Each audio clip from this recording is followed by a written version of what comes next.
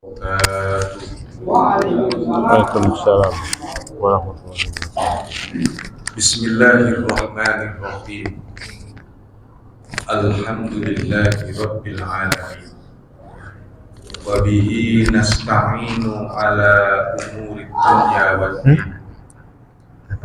Wassalatu wassalamu ala asyrafil anbiya'i wal mursalin wa ala alihi wa ashabihi ajma'in, amma ba'du. Bismillahirrahmanirrahim. Ila hadratin Nabiyil Mustafa Muhammadin sallallahu alaihi wasallam wa jami'i ahlihi wa dzurriyyatihi wa jami'i ikhwanihi minal anbiya'i wal mursalin wa sahabati wa tabi'in wa tabi'in at-tabi'in wal awliya'i shalihin wal musaffifin wal mu'allifin wa nafsu khususan ila mu'allifi hadal kitab al-istiqdad di yaumil ma'ad wa syarifihi al-musamma binasaiqil ibad wa huma bil imam Ibnu Hajar al-Asqalani wa Syekh Nawawi al-Bansani tafa'ana bi ulumihi ma bi darwini syai'ul lillahi lana wa lahum wa lahum al-fatihah.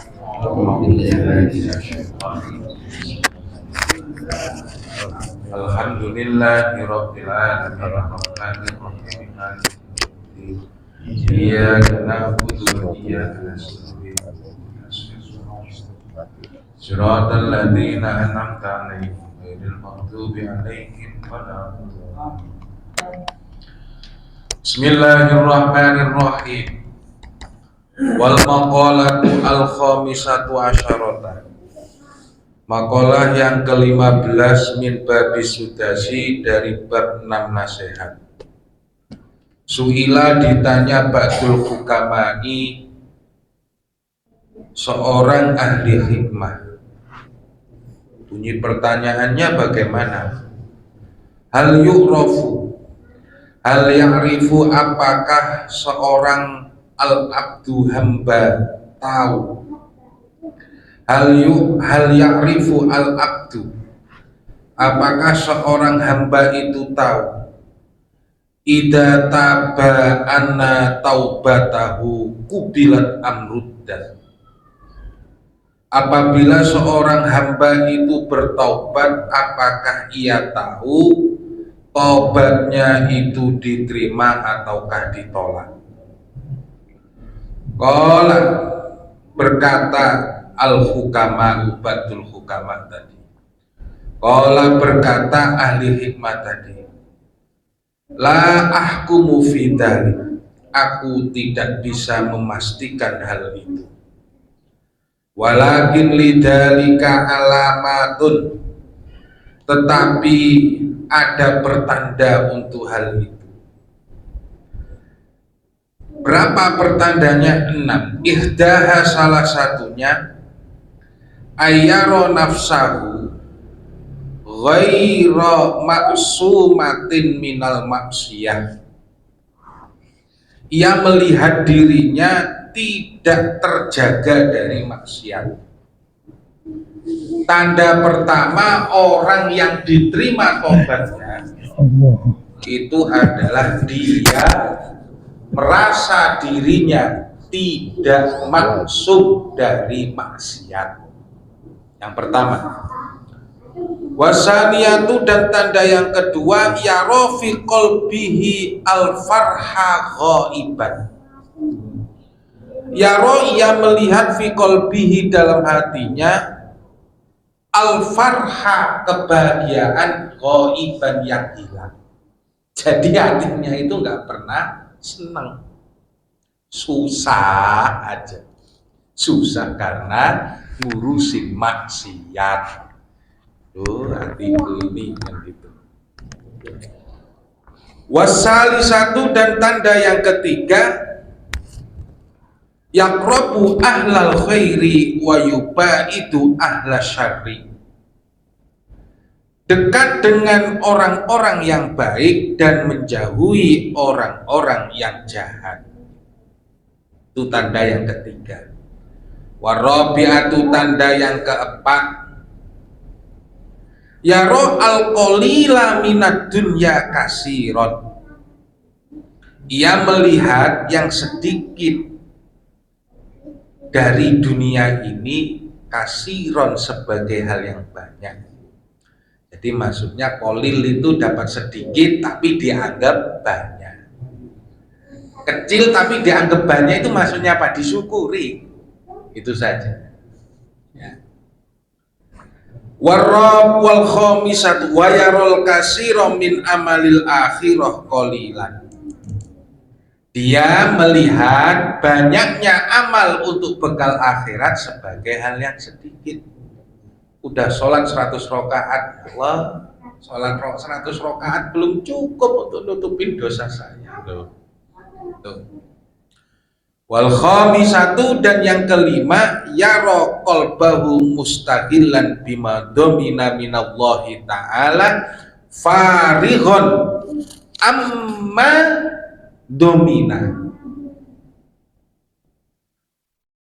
dominallahu minhu. Ia melihat bahwa hatinya tidak sibuk, hatinya tersibukkan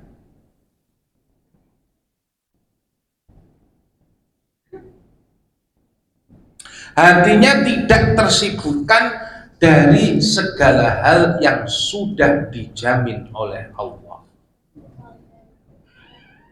Kemudian yang terakhir,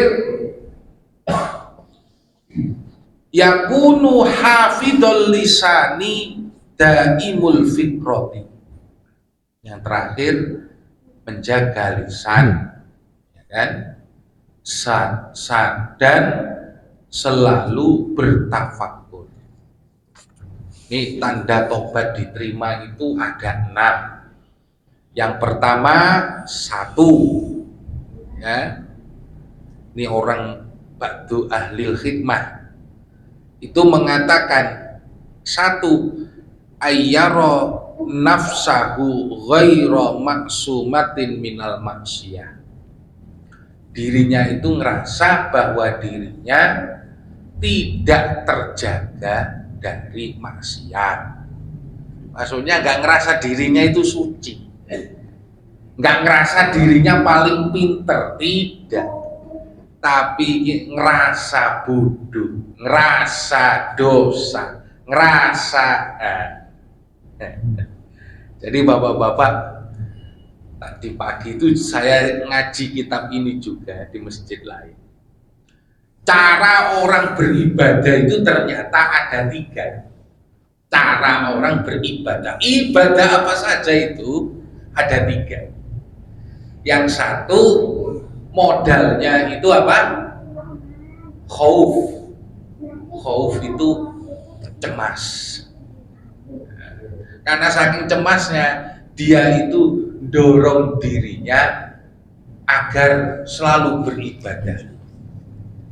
Maka karena ketakutan untuk disiksa di akhirat, dia melakukan ibadah soleh, amal soleh sebanyak-banyaknya, nolong orang, berbuat baik, kemudian bantu, kemudian sedekah, sebisanya, pokoknya dirinya bermanfaat bagi orang lain. Kenapa?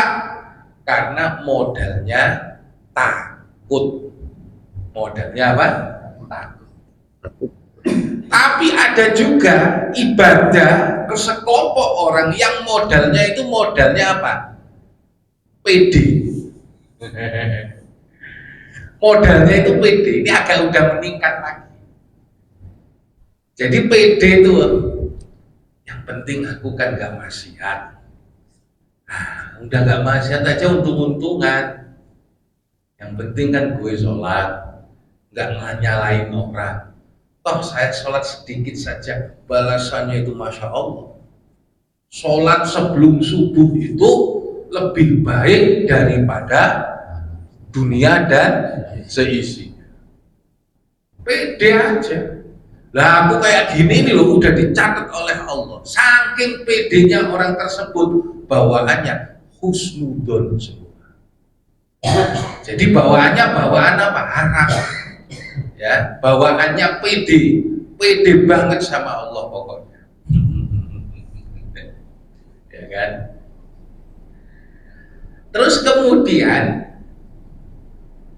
modalnya itu yang ketiga, kelompok yang ketiga, modalnya itu modal cinta. Modal cinta. Kalau modal cinta gak peduli lagi, yang penting kekasih itu senang. Anuku itu senang pokoknya, yang aku cintai itu kekasih itu senang. Wis gak masalah, aku rela pokoknya untuk 100 rakaat. Aku rela misalnya sampai dengkulku ini berdarah misalnya kan gitu.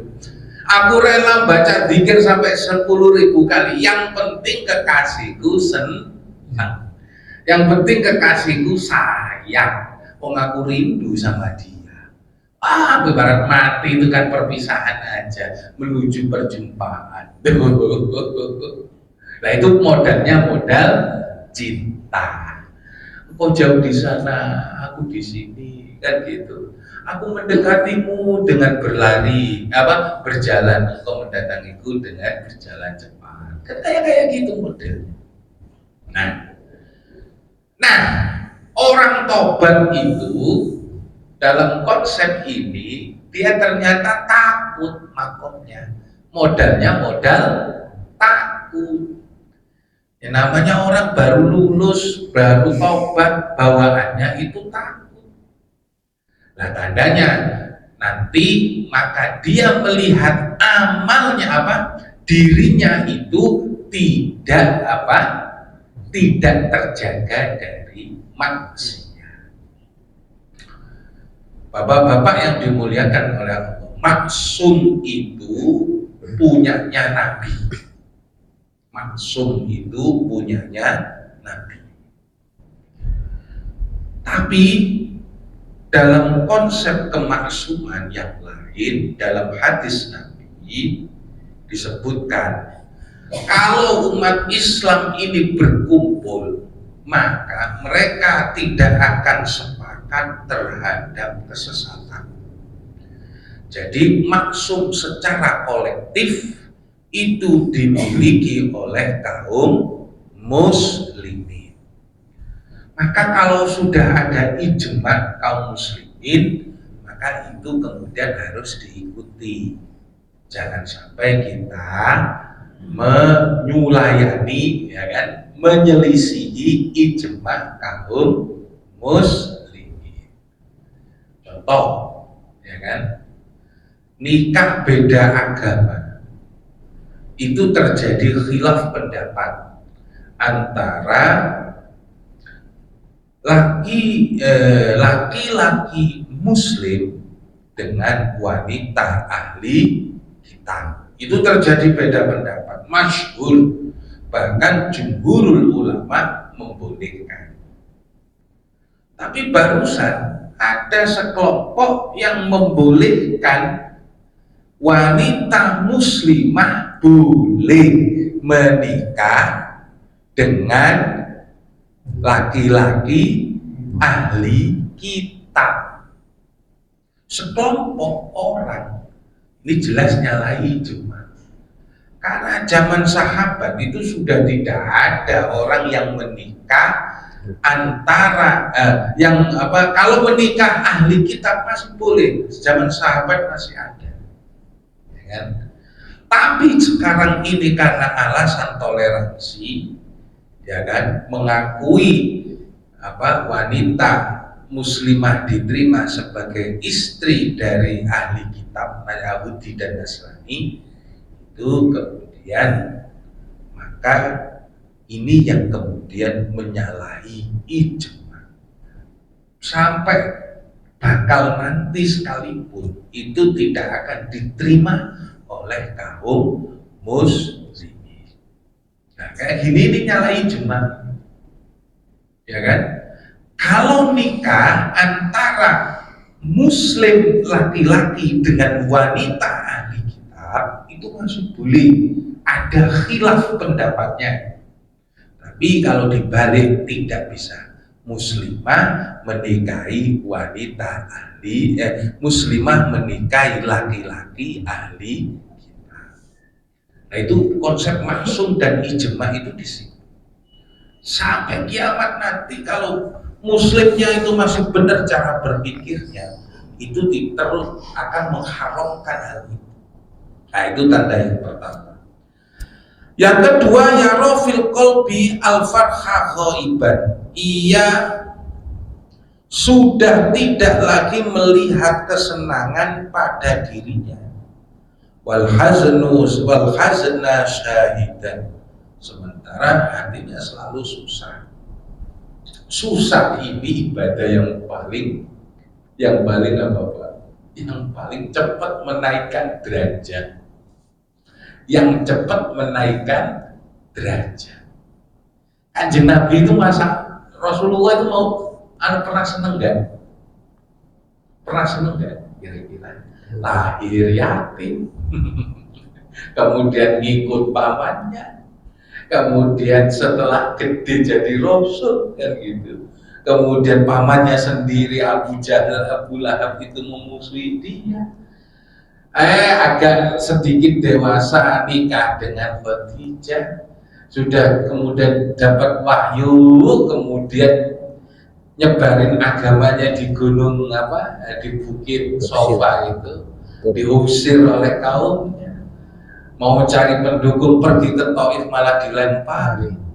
Nggak pernah senang, hazen terus, senang susah. Kalau senang susah itu suka menyusahkan diri. Ya karena memang tugas seorang rasul itu berat karena perintah. Nah, konsepnya orang yang tobat itu susah, terus susah, nggak tahu senang kan gitu. Nah itu artinya kalau sudah susah kenapa? Maksiat, jangan sampai nanti maksiat. Aduh, aku kok punya kontak hati yang kayak gini sama Allah, boleh gak kayak gini? Aduh, tobat. Nah itu hatinya susah mikirin maksiat. Bukan mikirin, ya termasuk mikirin kita. Wong intinya seluruh cobaan di dunia ini, ya kan, itu pada hakikatnya agar manusia kembali kepada Allah. Jadi benar Pak, kalau ada yang kemudian masuk toreko, kemudian tobat, yang dulunya nggak pernah ke masjid sekarang ahli masjid, itu benar larinya daripada kan kemudian ada yang kemudian mengatakan jangan setelah tua pergi ke masjid, masa kemudian tua pergi ke diskotik. Nah itu kan kebalik malah, iya kan? Jangan selagi muda pergilah ke masjid, jangan setelah tua pergi ke masjid.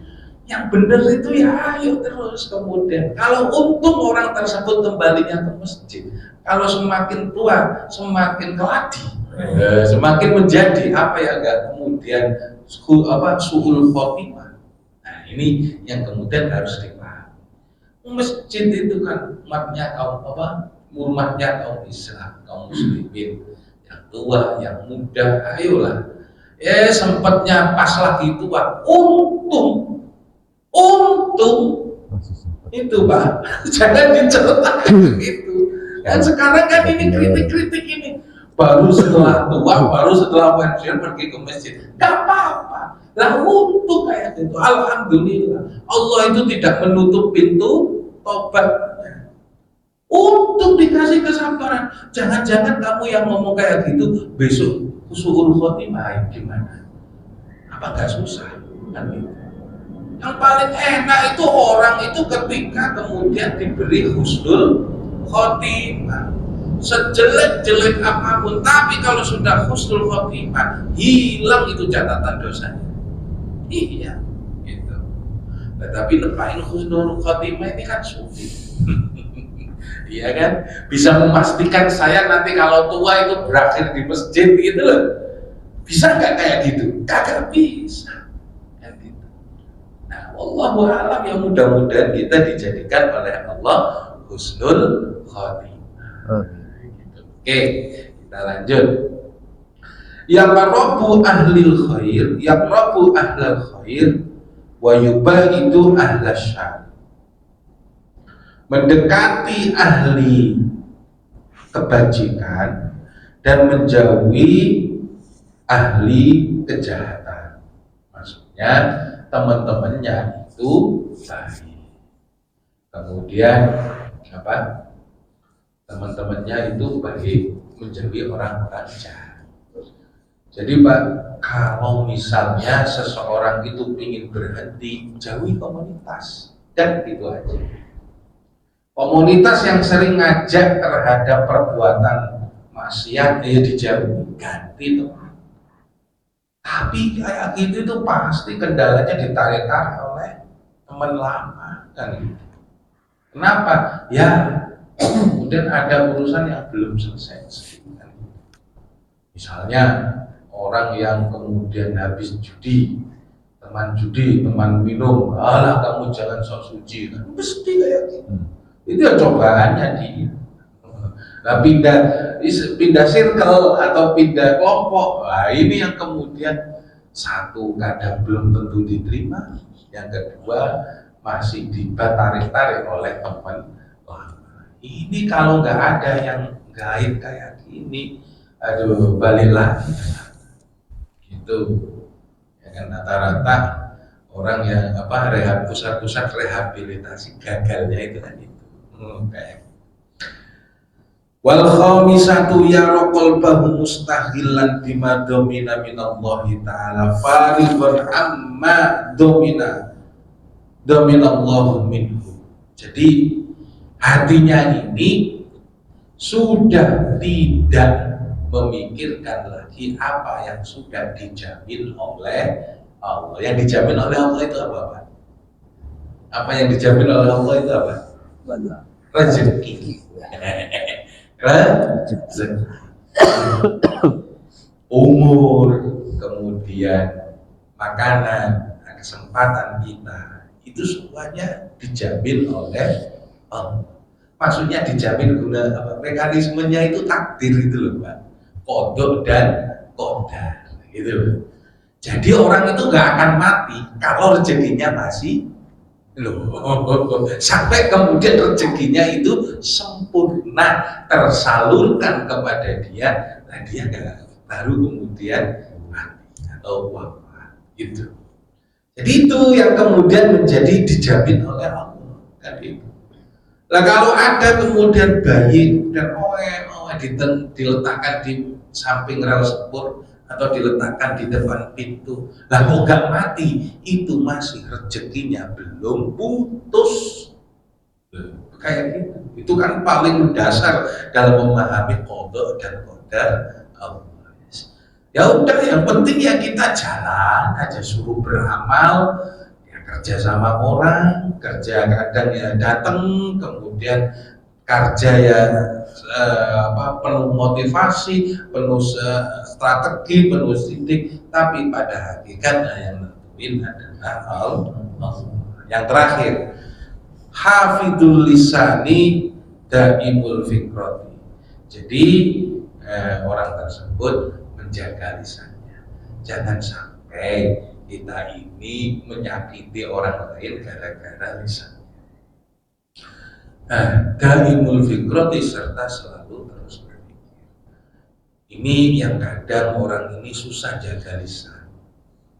Kalau orang itu risih dengan kita mengucapkan sesuatu, maka kita harus paham bahwa hal tersebut tidak disukai. Itu maksudnya. Apa? Kadang orang itu menerima nasihat butuh proses.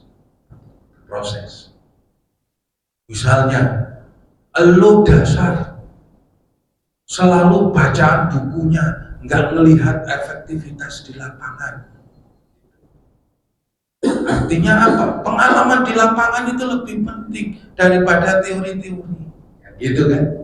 Padahal Yang ngomong kayak gitu katanya ahli lapangan, sok kan gitu. Maka kemudian ketika ngomong udah tiga kayak gitu, kok masih kemudian berpikiran kayak gini? Apa nggak ada kebijakan lain? Itu kan menurut kamu. Itu contoh, orang kok ngikuti kesepakatan. Tuh. Orang kok ngikuti kesepakatan karena apa? Di lapangan dia melihat bahwa semua orang ini menjadi kayak gini gara-gara ngikutin kesepakatan. Padahal menurut teorinya banyak hal yang selesai dengan kesepakatan. Loh, orang yang kayak gini ini kan kadang trauma, Pak. Kenapa? Karena dia sering dikhianati oleh kesepakatan. Jangan kayak gitu. Iya, permasalahan orang berbeda-beda. Dan umumnya manusia itu seringnya mengeneralisir. Dipukul rata semua berdasarkan pengalaman dia. Sehingga apa? Ini yang kemudian membuat orang tidak percaya satu sama lain. Jadi cara menyampaikannya ya harus dipahami orang itu latar belakangnya bagaimana. Oh, orang ini kayaknya trauma dan kecewa. Kan gitu. Allahu a'lam, mungkin ada pertanyaan, silakan. Kalau tidak salah ada yang lompat mengenai sedikit di dunia. Oh, nggak dibahas ya? Belum ini. Belum dibahas. Memandang dunia sedikit, memandang untuk akhirat sebagai sesuatu yang banyak. Maksudnya begini. Jadi seseorang itu ketika melihat hal akhirat ya yara al-qalila minad dunya kasiron wa yara kasiron min amal akhirah qalila. Jadi kalau melihat dunia itu sedikit, itu dia melihat banyak. Dapat rezeki, narik gojek, mohon maaf, itu dapat sehari misalnya 30.000. Dan itu cukup untuk nyambung hidup saja, belum ada yang ditabung untuk hari ini. Itu sedikit apa banyak? Sedikit. Tapi bagi orang yang bertobat itu dianggap banyak. Alhamdulillah masih sehat. Masih sehat. Ngomongnya kayak gitu. Alhamdulillah masih sehat kan gitu. Motor nggak masalah. Gitu. Kemudian saya makan sudah 3 kali meskipun 10.000 kan gitu. Nah, itu maksudnya. Jadi apa? Banyak syukurnya. Banyak syukurnya. Jadi kualitas bukan kuantitas rezeki itu bukan tolok ukur gitu. Tapi sebanyak apa, sesering apa kita mensyukuri. Nah, kemudian dibalik wa yara amalul akhirah, dan dia melihat amal akhirat qalilan sebagai hal yang sedikit. Udah sholat 100 rakaat, aduh ini kalau dibandingkan masyarakat dulu yang kayak berapa botol kan gitu, ini nggak ada apa-apanya kan gitu maksiatnya gitu. Ini kalau aku dulu pas maksiat dulu sama Allah, ini nggak ada apa-apanya, zikirku 10.000, ini masih sedikit. Belum tentu bisa nutupin dosa saya. Akhirnya dia memperbanyak amal akhir. Kalau aku nolong penderitaan orang ini belum apa-apa. Aku dulu dolim kok sama orang, nulis semena-mena kok sama orang. Ya wajar lah kalau aku harus berjuang untuk orang ini, nolong orang ini. Kayak gitu. Jadi tobat itu dibalik yang dulu amalnya jahat sekarang menjadi amal soleh. Ada pertanyaan, silakan.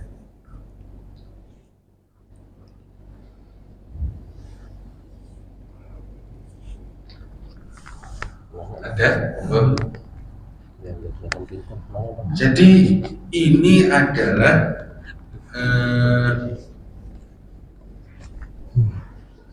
merupakan kunci tobat. Sebenarnya banyak sih, tobat itu banyak. Kalau Ibnu Qayyim al-Jauzi itu mengatakan tobat itu kapok. Seringnya itu kapok kita itu ngulangi lagi. Nah, bagaimana? Ya tobat lagi. Tobat lagi. Sampai orang-orang yang beriman itu disuruh tobat, Pak. Enggak. Jauh. Judulnya tadi kan adalah Tanda. bagaimana kita mengetahui bahwa tobat kita diterima. Iya. Terus ada 6. Ya.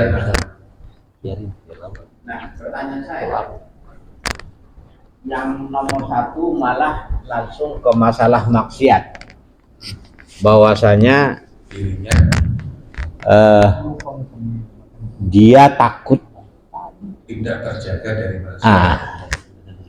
Tetapi ini susah diatasi, Ustaz. Kita keluar dari masjid ini aja udah di lapangan itu udah banyak kita melihat maksiat gitu loh. Nah ini gimana, Ustaz? Makasih. Ya itu, Pak. Ya tobat. Jadi tobatnya orang. Tobat lagi. Kalau ini ada anekdotnya orang sufi. Orang yang berani maksiat itu siapa? Orang yang fasik itu siapa? Katanya itu ahli fikih. Orang yang berani fasik atau berani maksiat itu katanya ahli fikih. Kenapa dia berani seperti itu? Karena dia tahu cara tobatnya. Contoh, Pak, ngelihat cewek, ya, lihat cewek sampai kayak gini. Itu kabair apa sogoir? Kabair itu dosa besar, sogoir itu dosa kecil. Sogir. Sogir. Sogoir itu dosa kecil. Kenapa ada diferensiasi seperti itu? Karena memang nggak seluruhnya dosa itu langsung meningkat melonjak menjadi dosa besar. Ada klasifikasi syarat tersendiri. Gitu. Itu cara tobatnya bagaimana? Wudu. Lah itu doa cuci mata itu kan maksiat, Pak. Nah, tobatnya itu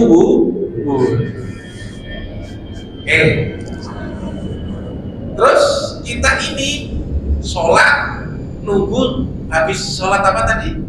Maghrib, nunggu sampai bisa. Itu jadi kafarat, Pak.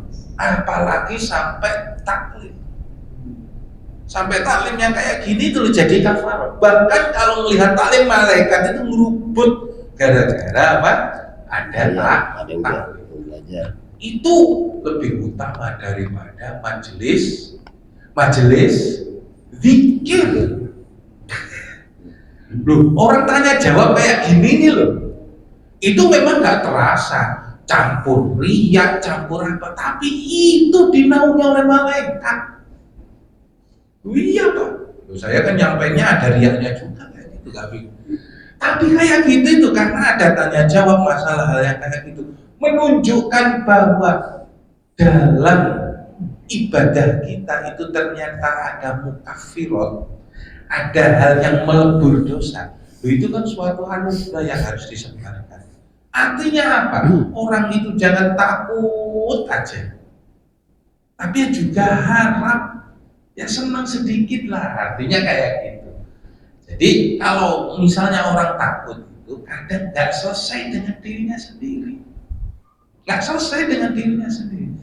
Lalu bagaimana dengan orang yang apa? Yang berharap kan gitu. Nah itu kadang peningkatan dari rasa takut gitu. Jadi dia bisa lepas. Nah, kadang sama segini aja yang mampu bukan gitu. Yang penting aku istiqomah. Lah istiqomah itu loh yang kemudian bisa menjadikan cinta.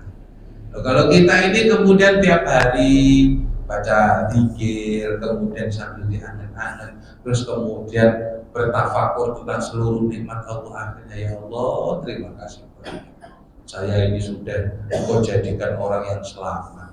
Tetangga saya Engkau beri cobaan ya Allah kan gitu. Lah yang kayak gitu itu bisa lebur, maksud saya sulit menjaga maksiat itu bisa lebur dengan amal-amal soleh, bersih dengan wudhu, menjaga sholat dari sholat selama tidak melakukan maksiat itu. Bahkan Jumat sama Jumat itu menjadi kafarat antara dosa dalam satu minggu. Dosa dalam satu tahun itu umroh dengan umroh. Gitu. Ya pas kalau punya duit, ya kan, umroh dengan umroh. Tapi amal soleh itu sendiri itu menjadi pertobatan. Begitu, Pak. Jadi ya nggak menyalahkan kita kan. Dosa itu Pak bisa ditahan. Hukum haram itu bisa jadi pahala. Saya ulangi lagi. Satu dikit ya. Hukum haram itu bisa jadi pahala. Sebagaimana meninggalkan wajib itu menjadi dosa. Saya melihat cewek ke depan. Oh, cewek ini cantik. Itu maksiat gak? Maksiat apa tidak? Maksiat. Yang nggak boleh itu apa? Yang itu adalah ghaddul basar. Jadi deliknya itu ada, untuk hal-hal itu ada. Delik itu. Ghaddul basar itu adalah ketika kita mengikutkan pandangan papasan set inilah itu sudah dosa, Pak. Mantengin. Sudah dosa itu. Tapi kalau kemudian nggak mengikutkan pandangan atau kemudian malah memalingkan pandangan, ini yang mendapatkan pahala. Itu delik halal haram itu selalu ada di dalam apa? Di dalam sebuah perbuatan. Ya kan, kalau pidana kan ada deliknya, ya kan? Barang siapa mengambil barang orang lain yang bukan miliknya, itu kan delik. Cara menyelesaikan itu delik itu. Nah, dalam hukum Islam itu seperti itu. Yang susah itu kan kalau indah kan terus apa? Nah, itu udah kita pasal haram. Tapi haramnya haram kecil. Beda loh, Pak. Melihat cewek sama bunuh orang, besaran mana? Nah, begitu loh maksudnya. Jadi ada dosa besar, ada dosa kecil. Ye, monggo. Kita kalau puasa apa?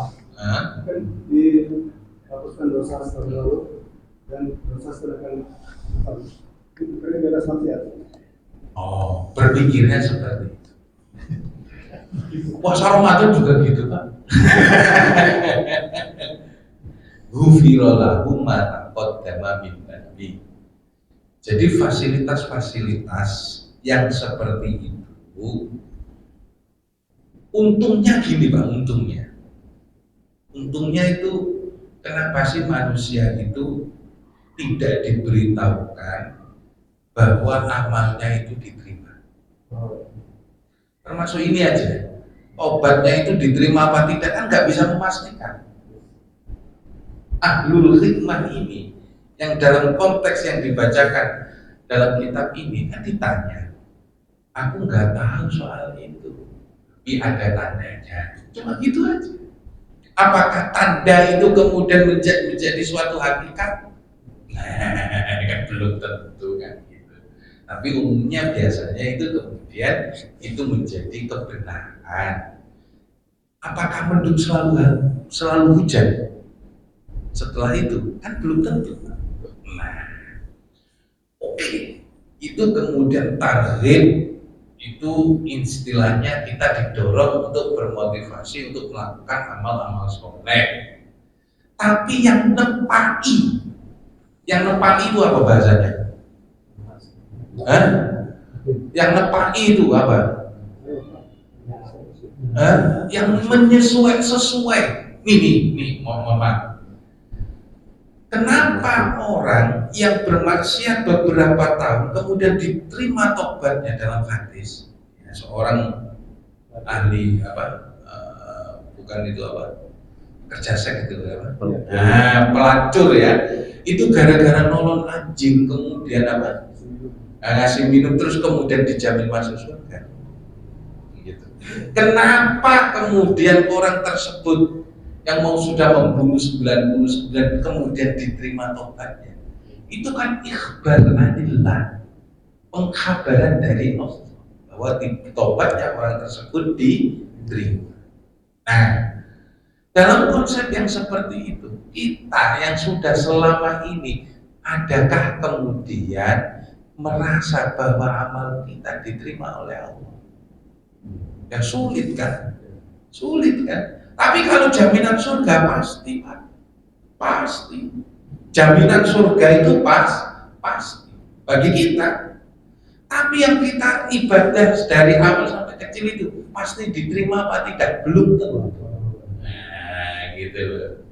Maka kadang itu ada amal yang ditimbang 1, ada yang ditimbang 7, ada yang timbang 70, ada 700, 1000, 7000 dan seterusnya. Nah, itu bagaimana untuk mengetahuinya bahwa itu sampai ditimbang seperti itu? Wallahu a'lam. Itu loh.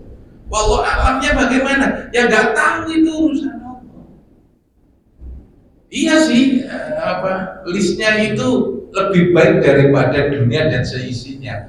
Tapi kan gitu loh. Tapi tahu nggak ibadah kita ini diterima? Nah, itu wallahu a'lam kayak gitu.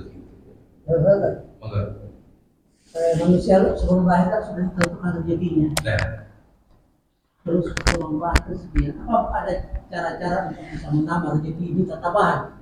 menambah rezeki. Ya. Artinya sebelum kan bersamaan dengan umur itu. Nggak tahu dari mana. Sudah. Gitu. Supaya bisa Ada banyak ya. habis rezeki habis umur kan. Rezeki habis. Ditentukan. Tentukan kadarnya berapa? Oke, ditentukan kadarnya berapa. Tapi kita tahu nggak berapa yang ditentukan? Ya sudah, mikir terus itu ya, jadi muter aja gitu. Selama masih hidup. Tapi begini, kalau orang itu nggak bisa bohongin yang namanya titen. Titen itu waskito kalau orang Jawa. Ini ilmu yang sudah ada di masa jahiliyah. Ya, di masa jahiliyah sebelum Islam datang. Jadi para tetua suku itu sudah bisa titen, membaca gejala alam, membaca firasat orang. Firasat orang itu gestur tubuh orang ini habis kesusahan atau apa kan, itu tahu Pak. Itu berdasarkan satu gejala alam, itu kemudian satu berdasarkan firasat. Gitu. Nah, dalam konteks yang seperti itu, ya kan, maka bagaimanakah seseorang ini kemudian mengetahui tentang takdir, ya kan? Maka begini, kalau dulu berakit-rakit dahulu, berenang, kemudian berenang, apa?